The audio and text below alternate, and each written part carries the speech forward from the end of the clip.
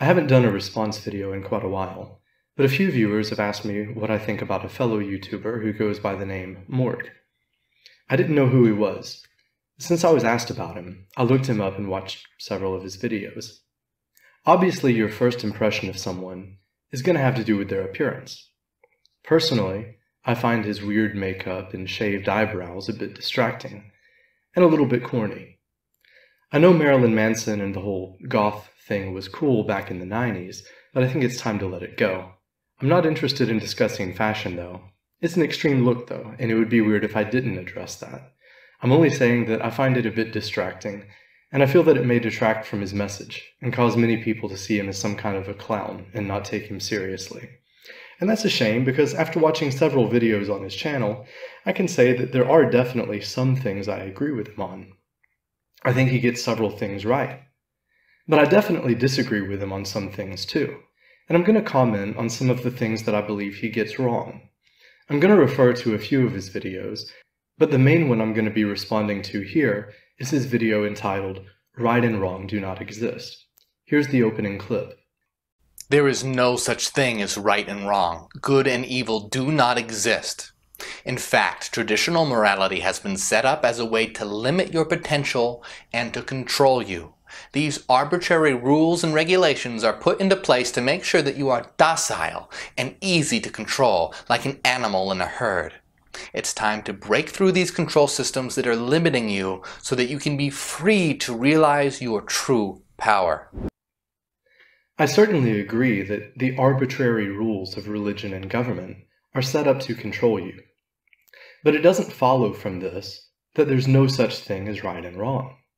Yes, many of the rules of the state and religion are arbitrary and set up to control you.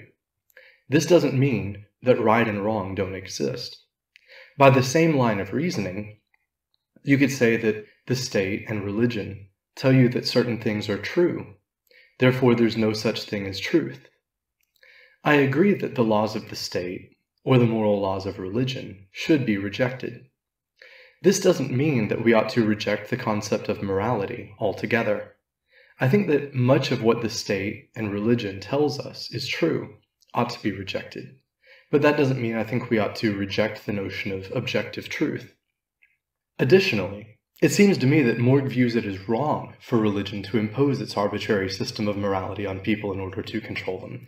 He seems to think that they are evil for doing this, and that it's good to oppose this evil system of control. This is irrational if there's no such thing as right and wrong. What a person believes to be right or wrong entirely depends on a number of factors, such as their upbringing, their parents' values, culture, and religion. You are like a computer, and all of these external influences are programming your mind, telling you what is right and what is wrong. For example, a Christian will have internalized all of the teachings of their religion and will base what they believe to be right and wrong on what their religion dictates to them. Even though the Bible has many terrible teachings, such as condemning homosexuals and placing women below men. For example, here is a verse from the Good Book. "A woman should learn in quietness and full submission. I do not permit a woman to teach or to assume authority over a man. She must be quiet. For Adam was formed first, then Eve. And Adam was not the one deceived. It was the woman who was deceived and became a sinner. But women will be saved through childbearing, if they continue in faith, love, and holiness." 1 Timothy 2:11 through 15. Here's another. "Wives, submit yourselves to your own husbands, as you do to the Lord. For the husband is the head of the wife, as Christ is the head of the church, his body of which he is the Savior. Now as the church submits to Christ, so also wives should submit to their husbands in everything." Ephesians 5:22 through 24. Christians will base their values on their religious system and will look to their church, the Bible, or the 10 Commandments to define for them what is right and what is wrong. A person will define morality based on whatever religious system they've happened to be indoctrinated into. First of all, I agree with his claim that what an individual believes to be right and wrong is influenced by their parents, their culture, and other factors. But this doesn't mean that right and wrong do not exist. An individual's ideas about what is true are also influenced by their parents, culture, and so on. This doesn't mean that truth doesn't exist. It may be that some of the things our parents or society teach us are true aren't objectively true. But this doesn't mean that there is no objective truth. It may be that some of the things religion or the government teach us are right and wrong aren't objectively right or wrong. But this doesn't mean that there is no objective morality. I also disagree with his claim that the human mind is nothing more than a computer, and that everything is just programmed. This is basically just determinism or behaviorism. I believe that humans are capable of evaluating what they are taught by their parents, by religion, by the state, or by society, and then either accepting or rejecting it. Clearly, Morg sees himself as someone who has freed himself from religious or cultural programming. This would be impossible if the mind were like a computer. Computers don't reject their programming. So he himself is the evidence against his own statement. Based on some of his other videos, I don't think that Morg accepts determinism or behaviorism. I think he believes in free will. It seems to me that he believes in objective truth. And I even believe that he believes in objective morality. Even in his video about how right and wrong don't exist, he constantly makes moral appeals and assumes that right and wrong do exist. For example, why is it wrong for the Bible to teach that women should be submissive to their husbands? Why is the Bible wrong for condemning homosexuality? Why was Abraham wrong for being willing to sacrifice Isaac to prove his obedience to God? Why was God wrong for killing every firstborn son in Egypt? These are all things Morg condemns as immoral here and in other videos. By what absolute moral standard does he judge these things to be wrong? It's fine to condemn the morality of the Bible. I condemn it too. But you can't condemn the Bible as immoral if there's no objective morality. Morg's position is completely irrational. If a person does not belong to an organized religion and hasn't given objective morality much thought, then their moral compass will often be based on their feelings. You see, they've unconsciously internalized the influences of their culture, environment, and upbringing.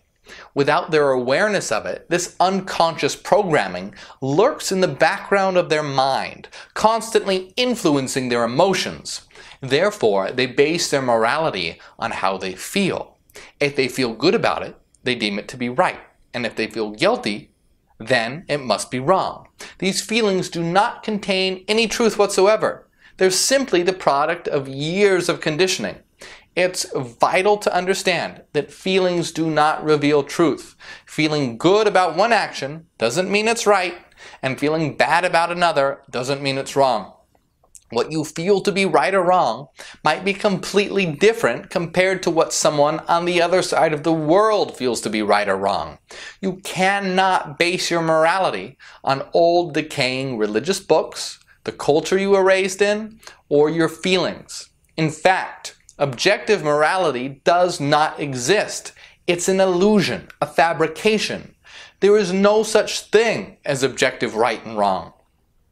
He correctly points out that many people base their sense of right and wrong on their feelings. But again, this doesn't prove that right and wrong don't exist. Many people base their beliefs about what is true on their emotions. This doesn't mean that there's no such thing as truth. A person's feelings might mislead them as to what is true or what is right and wrong, but the fact that we have feelings that sometimes mislead us is not an argument against objective truth or objective morality. It's simply an argument against being led by your feelings too much instead of by reason. It's important to understand what objective morality means. It means that some actions are right and some actions are wrong, and these are eternally and universally true. This set of rights and wrongs applies to everyone, everywhere, at all times for eternity. It means that there's some kind of eternal moral code embedded into the universe that has an objective existence. Now, this is crazy. There are certainly some things that people should do and some things that people shouldn't do, but this can change depending on a number of factors. There is no unchanging objective list that dictates what those things are. Objective morality does not exist. Logic and reason must replace the outdated idea of objective morality. Only reason goes beyond good and evil. It transcends these illusory concepts. For the purposes of this discussion, I'll accept his definition of objective morality. It's strange to me that Morg does in fact claim to believe that the universe is governed by eternal and unchanging laws, but denies that any such laws exist related to morality. He also makes a strange argument when he argues that what's right changes based on a number of factors. Let's consider this in terms of mathematics. The value of x might change depending on a number of factors, but this doesn't imply that the laws of mathematics are not objective or eternal. If we think of each situation as an equation, my point will become clear. Suppose I write 2 plus 2 is always 4 on a chalkboard. Now suppose Morg raises his hand and objects that this could change based on a number of different factors. He might object that if we change the value of one of the 2's from a positive value to a negative value, the answer would be 0 rather than 4. But of course, my mathematical statement that 2 plus 2 is 4 takes into account the positive or negative value of the numbers. Given that all of the factors in the equation, which we are presently attempting to solve, are as they are, and not otherwise, there is a correct solution. And given that all of the factors in a situation, which we're presently attempting to solve, from a moral perspective, are as they are, and not otherwise, there is a correct solution, or a correct range of solutions. There are actions that are moral within that context, and actions that are immoral in that context. Obviously, a different equation would have a different solution. If you change one of the values of one of the terms, or you change one of the variables, of course you're going to come up with a different mathematical solution. And of course, if you change some of the variables in a moral situation, it might change your solution as to what is or isn't a moral course of action in that situation. That doesn't disprove that there are objective laws of morality any more than it disproves that there are objective laws of mathematics. Yes, an action that is immoral in one situation might be morally justified in another situation if there is some sort of extenuating circumstances, if one of the variables change. This does not mean that there are not eternal and objective moral principles. And reason does not transcend morality. Reason is the basis of morality. If your morality is not based on reason, your morality is surely flawed. And if your reason doesn't lead you to morality, your reason is surely flawed. Not only is objective morality false and dangerous, but these concepts are impeding your growth. They take many healthy aspects of life, like the freedom of sexual expression, and make them off limits. The restrictions of an arbitrary morality are limiting you. You must be free to learn, grow, and explore life in order to become a fulfilled individual and increase your power. Friedrich Nietzsche said, "Morality makes stupid. Morality is neither rational, nor absolute, nor natural. The world has known many moral systems, each one of which advances claims of universality. All moral systems are therefore particular, serving a specific purpose for their propagators or creators, and enforcing a certain regime that disciplines human beings for social life by narrowing our perspectives and limiting our horizons." Objective morality was originally a set of rules created by humans in an attempt to live together peacefully and minimize conflict. It was a tool. But today, the rulers of this world utilize the concept of objective morality in order to keep the public in line and docile, unable to resist. They make sure to teach that a number of weak attributes are good in order to keep humanity in a submissive state. They want nothing more to teach you to turn the other cheek. That way they can keep fucking you over and you'll never do anything about it. Morality is a human construct. It is a grave error to take these human-made rules as objective truth. Objective morality is static and unchanging. It says that some things are always right and others are always wrong. Logic and reason transcends right and wrong. It says there is no such thing as good and evil. There are only actions.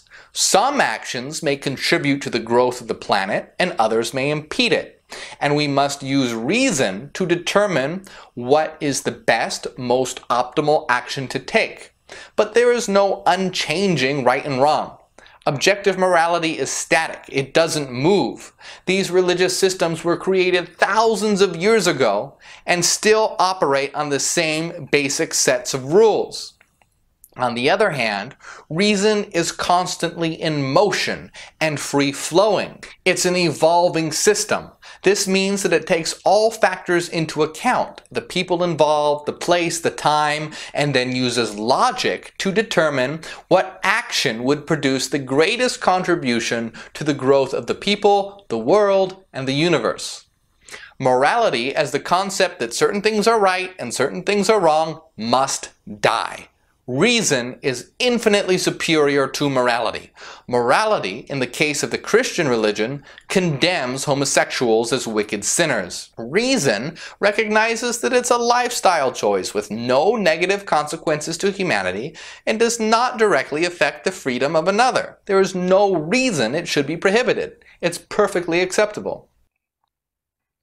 Another contradiction is that he seems to view power as the ultimate aim, and yet he criticizes the powerful. How can he encourage others to maximize their power, and then condemn those who are already following his advice? He might possibly respond that he's only advocating the power to be free from the power and control of others, and not the freedom to have and exercise power and control over others. If so, then he would be advocating negative liberty rather than positive liberty, just as I do. But somehow, I doubt that he and I would find agreement on this point. I suspect that he probably promotes positive liberty over negative liberty. And if I'm right, this is yet another contradiction in his position. His rejection of objective morality also renders any critique of power completely impotent.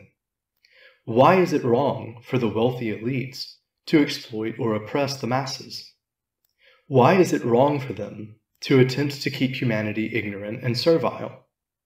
If there's no such thing as right and wrong, then why does he seem to view the so-called old world order as evil? Why should we choose actions that aid the growth of the planet over actions that impede that growth? This implies that right and wrong do exist, and that morality is related to the growth and well-being of sentient creatures. But will he admit that actions that contribute to the growth of the planet are objectively good, and that actions that impede it are objectively bad? Would he say that it is always good to act in such a way as to promote the growth of the planet, and that it is always bad to act in such a way as to hinder the growth of the planet? If so, isn't this an unchanging moral law? If so, then by his own definition of objective morality, he believes in objective morality. So he says we must use reason, and I agree with him on that. But he seems to be making a prescriptive statement. He seems to be saying that humans should act according to reason. So is it right to act according to reason and wrong not to? And is this an eternal and unchanging truth? In other words, is it always right to act rationally, and always wrong to act irrationally? If his argument was only that irrational moral systems should be discarded in favor of rational moral systems, then I would completely agree with him. I agree with him that humanity is largely ruled over by man-made laws. I'm not arguing that man-made laws are objective and absolute. But when he judges these man-made moral systems, such as those of religion, to be immoral, he is appealing to a higher moral standard. To argue that an outdated religious system of morality ought to be replaced by a rational moral system, he is judging the rational system to be better than the religious system based on some kind of objective standard. If there is such an objective standard, by which we can judge one system to be superior to the other, then right and wrong do exist. I noticed that he focused almost exclusively on bashing the Christian religion. I've watched several of his videos, and I've noticed that he constantly singles Christianity out specifically. Although he bashes Judaism and Islam less directly, under the broader banner of Abrahamism, he fails to single them out specifically in the same way that he does with Christianity. I wonder why that is. I think it's because it's politically incorrect to do so. I think he's afraid of being called an anti-Semite or an Islamophobe. But he knows there's no risk whatsoever involved in attacking Christians. And in other videos, he throws around words like racist, sexist, and homophobic too. But he seems to believe that it's objectively wrong to be any of these things. If there is no such thing as right and wrong, then why is it right to be accepting of homosexuals and wrong to be intolerant toward homosexuals? Is it always right to be tolerant of gays and always wrong to be intolerant of gays? Is this an eternal and unchanging moral truth? Is it possible that it's wrong to refuse to bake a cake for a gay wedding in the Western world, but right to throw gays off of rooftops in certain Islamic countries? Or is there some universal standard we can look to in order to decide whether these things are right and wrong universally? He also attempts to defend homosexuality, I wonder why, by stating that homosexual behavior doesn't harm anyone. Here he seems to be appealing to a universal moral standard such as an action is immoral if it results in harm to another individual. And I recall that earlier he implied that something was good if it aided growth and bad if it impeded growth. So does homosexuality aid or impede growth? He may be right that on an individual level, homosexual behavior doesn't seem to cause any property damage or any harm to other individuals. But what about on a larger scale? If homosexuality is normalized, accepted, and even promoted and encouraged, is this not harmful? Although I don't consider homosexuality to be wrong in the same sense or to the same degree as rape, theft, or murder, for example, I do recognize that it is beneficial to a society to promote heterosexuality as the norm, and to encourage men and women to marry one another and raise children. And it is my view that those who are attempting to normalize, promote, and encourage homosexuality in Western nations are doing so with the intent to harm Western nations. And these kinds of people who wish to harm Western nations also tend to bash Christianity while giving Islam a pass. This is because, in truth, they're not against irrational religion so much as they're against Western culture, and they view Christianity as a part of Western culture. They only attack Christianity as a way of attacking Western civilization, and whenever someone criticizes Islam, they try to change the topic back to Christianity by making some comment about how Christianity is just as bad. But why don't they do the same thing whenever someone criticizes Christianity? Why aren't these same people also quick to point out that Islam or Judaism is just as bad? To me, Morg seems like one of these people. If objective morality is false, does that mean you should go around killing people? Of course not. It's about choosing the rational option that will contribute to your growth and the growth of the whole. He doesn't actually make a convincing argument as to why it's irrational to go around raping or murdering people, though. He just says that you should act for the good of the whole. But why should you? Why is it good to act in the interest of the whole, and bad to pursue your own selfish interest without regard to any harm you may cause to others? If I wanted to steal his own arguments here, I would say that he's just basing this on his own subjective feelings, or that he's just echoing the values that he's been programmed with by his parents and culture, and Hollywood culture in particular. I would say that this is just an arbitrary moral law that was created to control him, to keep him from maximizing his power, and to keep him weak and servile. Why is it good to maximize the freedom of the individual in the whole? Is this just a subjective feeling, or is this an eternal and unchanging truth? Are actions which aim toward and result in the maximization of the freedom of the individual and the whole always good? Are actions that decrease the freedom of the individual and the whole always bad? If so, then what is your objective basis for this claim?